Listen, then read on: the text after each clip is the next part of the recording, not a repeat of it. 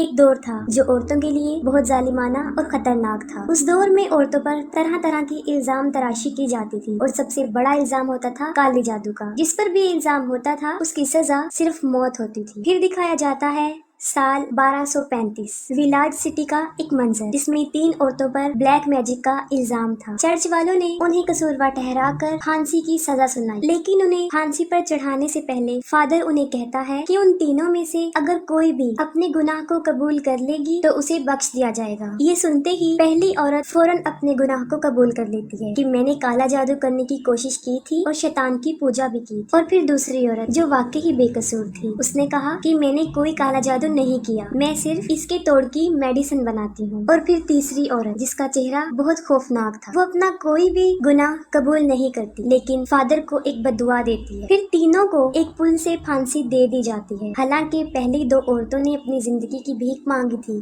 لیکن اس دور میں کالے جادو کی سزا صرف موت تھی۔ پھانسی دینے کے بعد سپاہی ان کی ڈیڈ باڈیز کو ندی میں لٹکا دیتے ہیں اور پھر وہاں سے چلے جاتے ہیں، لیکن انہیں فادر روک لیتا ہے اور کہتا ہے کہ ہم ان کی ڈیڈ باڈیز کو ایسے ہی نہیں چھوڑ سکتے اور کالے جادو کی اثرات کو بھی ختم کرنا ہے، جس کے لیے اسے سالومن کی ایک کتاب سے کچھ الفاظ ان کی ڈیڈ باڈیز پر بولنے ہوں گے، ورنہ اس کا نتیجہ بہت برا نکل سکتا ہے۔ لیکن سپاہی ان باتوں پر بلیف نہیں کرتے تھے، وہ پادری کی کوئی بات نہیں سنتے اور وہاں سے چلے جاتے ہیں۔ لیکن پھر جب آدھی رات ہوتی ہے تب فادر سالومن کی وہ کتاب اس ندی پر لے کر آتا ہے اور ایک ایک کر کے ان عورتوں کی ڈیڈ باڈیز کو باہر نکالتا ہے۔ پھر ان کی ڈیڈ باڈیز پر کچھ الفاظ بولتا ہے جسے منتر کہا جاتا ہے۔ ان میں سے 2 عورتوں کی ڈیڈ باڈیز میں سے تو شیطان چلا جاتا ہے، لیکن تیسری عورت زندہ ہو جاتی ہے، لیکن اب وہ ایک خوفناک شکل کی وچ بن گئی ہوتی ہے اور فادر کو ہی مار کے پل سے لٹکا دیتی ہے۔ اور پھر کافی سال گزر جانے کے بعد 13ویں صدی دکھائی جاتی ہے اور اس دور میں جنگوں کا آغاز ہو چکا ہوتا ہے اور چرچ کی طرف سے لاکھوں کی تعداد میں لوگ جنگ کے لیے شرکت کرتے ہیں، لیکن ان میں سب سے زیادہ جو بہادر تھے وہ 2 سینک تھے جنہوں نے تقریباً ہر جنگ میں ہی بڑی بہادری کے ساتھ شرکت کی تھی۔ وہ دونوں آپس میں فرینڈز ہوتے ہیں اور ایک دوسرے کا کافی خیال رکھتے ہیں، جن میں سے ایک کا نام فیلسن اور دوسرے کا نام بہمن ہوتا ہے۔ ان لوگوں نے چرچ میں شامل ہو کر بہت بہادری کا مظاہرہ کیا اور وفاداری کا ثبوت دیا۔ پھر انہوں نے سال 1544 میں سمیریا پر حملہ کیا، ان لوگوں کے ساتھ ان کی جنگ ہوئی اور انہوں نے بہت بڑی تعداد میں لوگوں کو قتل کیا، لیکن اس جنگ میں بہت جلد ان لوگوں کو اس بات کا پتہ چل جاتا ہے کہ ان کے خلاف لڑنے والے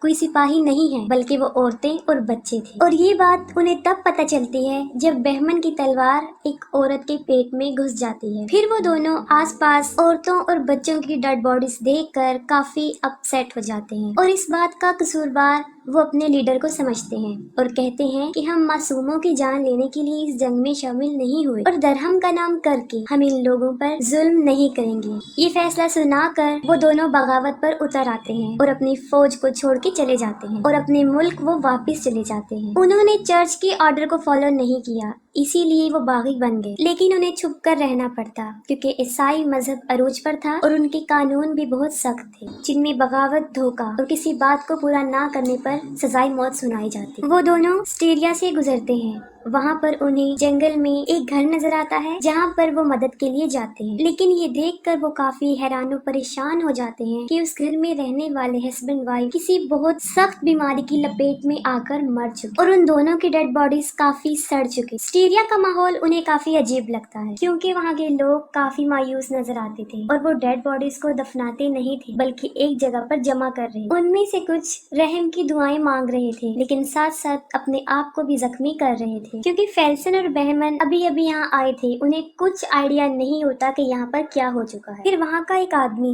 جو سینک تھا وہ انہیں بتاتا ہے کہ یہاں پر ایک بہت خطرناک قسم کی بیماری پھیل چکی ہے جس میں لوگوں کا جسم گلنے سڑنے لگتا ہے اور یہ بیماری پچھلے 3 سالوں سے عروج پر ہے۔ وہ کہتا ہے کہ اسی بیماری میں میری پوری فیملی بھی مر چکی ہے۔ وہ لوگ یہاں پر اپنی مدد کے لیے کچھ سامان اکٹھا کرنے آئے ہوتے ہیں لیکن ان کی تلوار کسی سپاہی کی نظر میں آ جاتی ہے اور وہ اسے پہچان لیتے ہیں۔ جب وہ اس جگہ کو چھوڑ کر جا رہے ہوتے ہیں تو ان کے سپاہی ان کو پکڑ لیتے ہیں اور بادشاہ کے سامنے پیش کرتے ہیں اور وہ بھی اس بیماری کا شکار ہو چکا ہوتا ہے۔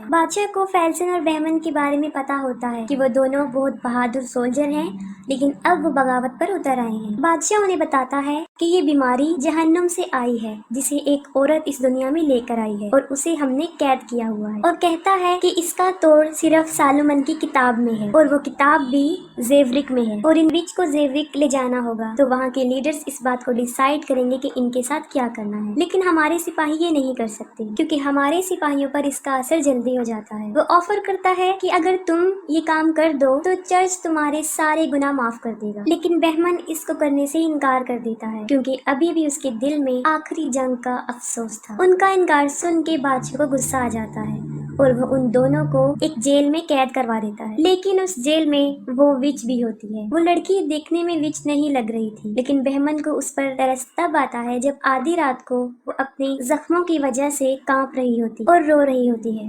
لیکن بہمن اس پر ترس کھا کے بادشاہ کو اس بات کے لیے ہاں کر دیتا ہے کہ وہ لوگ اسے زیورک لے جائیں گے، اور یہاں سے زیورک تک جانے میں انہیں 6-7 دن لگ جانے تھے۔ ان کے ساتھ جانے کے لیے ایک فادر اور وہاں کا ایک سینک بھی شامل ہو جاتے ہیں۔ ان کے پاس اس جگہ کا کوئی آئیڈیا نہیں ہوتا، صرف ایک میپ ہوتا ہے، لیکن بہمن میپ پر بلیف نہیں کرتا، اسے ایک شخص چاہیے ہوتا ہے جو پہلے وہاں پر جا چکا ہو۔ پھر اس ڈیمانڈ پر ایک سوداگر جو ان کی مدد کرتا ہے، وہ 9 سال پہلے وہاں پر جا چکا تھا اور اسے سارا راستہ پتا تھا۔ وہ 5 لوگ ہوتے ہیں اور وچ کو ایک جنگلے میں بند کر کے لے جا رہے ہوتے ہیں۔ دیکھنے میں کسی کو بھی وہ لڑکی ڈائن نہیں لگ رہی تھی سوائے فادر کے، کیونکہ اسے پتا تھا کہ یہ ایک ڈائن ہی ہے۔ سفر کے دوران وہیں کا رہنے والا ایک لڑکا ان کا پیچھا کر رہا ہوتا ہے کیونکہ وہ بھی وہاں پر جانا چاہتا ہے۔ وہ بہمن کو کہتا ہے کہ جب آپ کا مشن پورا ہو جائے تب آپ مجھے بھی سپاہی بنائیے گا، لیکن وہ لوگ اسے وہاں پر لے جانے کے لیے ایگری نہیں ہوتے۔ پھر فیلسن اس کی تلوار بازی کا امتحان لیتا ہے جس میں وہ کافی ایکسپرٹ ہوتا ہے، اور بہمن بھی یہ دیکھ کر اسے ساتھ لے جانے پر ایگری ہو جاتا ہے۔ رات کافی ہو چکی ہوتی ہے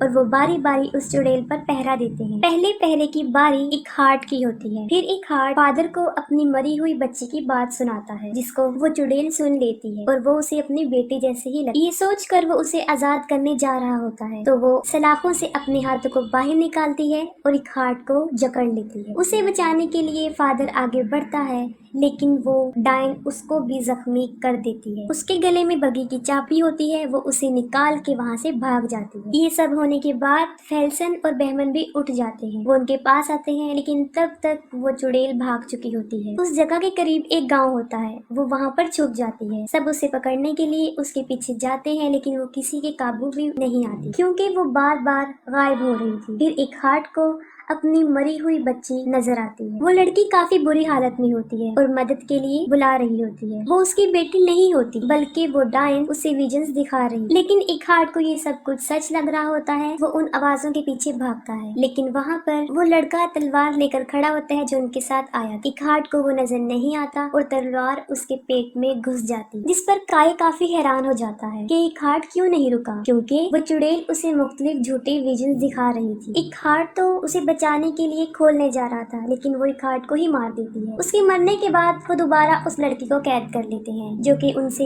کافی منتیں کرتی ہے کہ اسے چھوڑ دیا جائے، اور اسے دوبارہ جنگلے میں بند کر دیا جاتا ہے۔ پھر فادر ان سب کو سمجھاتا ہے کہ وہ کوئی بھی اپنے دل کی بات شیئر نہ کرے کیونکہ وہ ڈائن اسے ہمارے خلاف ہی یوز کر سکتی ہے، اور یہ ہمیں عجیب چیزیں بھی دکھا سکتی ہے اور ہمیں آپس میں لڑوا بھی سکتی ہے۔ سفر کرنے کے دوران 2 پہاڑوں کے بیچ ایک گہری کھائی آ جاتی ہے، لیکن اس کے اوپر سے گزرنے کا جو راستہ تھا وہ رسیوں کا بنا ہوا ایک بہت پرانا پل تھا، لیکن وہ کافی کمزور تھا۔ ان لوگوں کے پاس گھوڑے کے پیچھے سلاخوں والی ایک بہت بھاری سواری ہوتی ہے جس میں وہ ڈائن قید ہوتی ہے، لیکن اپنے سامان کے ساتھ اس جگہ کو پار کرنا کافی مشکل تھا۔ وہ ایک ایک کر کے پل کو پار کر لیتے ہیں اور سب سے آخر میں اس گاڑی کو لے جاتے ہیں، اور کافی مشکل پیش آتی ہے انہیں یہ سب کرتے ہوئے، اور وہ پل بھی ٹوٹ جاتا ہے۔ پھر وہ ایک گھنے جنگل میں داخل ہوتے ہیں۔ اس جنگل کو خطرناک جنگل سمجھا جاتا تھا کیونکہ جو بھی وہاں پر آیا وہاں سے بچ کر نہیں گئے۔ وہاں پر بہت فوگ تھی اور وہ اپنی رات گزارنے کے لیے اس جنگل میں ہی رک جاتے ہیں۔ انہیں کوئی راستہ بھی نظر نہیں آ رہا تھا اور سوداگر کو ساری رات نیند نہیں آئی کیونکہ جیسے ہی وہ سونے کے لیے آنکھیں بند کرتا تھا اسے ڈراؤنے خواب آنا شروع ہو جاتے۔ یہ سب کچھ وہ ڈائن کر رہی تھی، اور جب سوداگر سے یہ تکلیف برداشت نہیں ہوئی وہ اپنی تیر کمان لیتا ہے اور اس ڈائن کو مارنے کی کوشش کرتا ہے، جس پر بہمن اس کو